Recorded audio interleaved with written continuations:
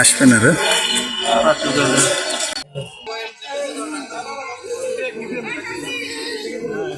দাঙ্গা থানাধীন ঠাকুর লক্ষ্মী কোল যে বিলপাড়া গ্রামে একজন বিবাহিতা মহিলার আজকের মরদেহের সংবাদ পাওয়া গেছে। সংবাদ পাওয়ার সাথে সাথে আমাদের নলডাঙ্গা থানা পুলিশ অফিসার ইনচার্জ এবং সদর সার্কেল সেখানে গিয়েছেন।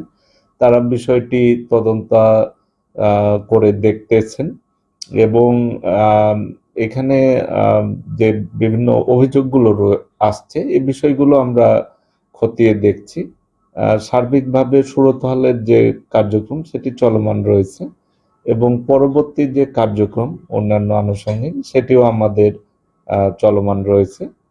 আমরা এই প্রকৃত যে রহস্য সেটি উদ্ঘাটনের জন্য আমরা কাজ করছি।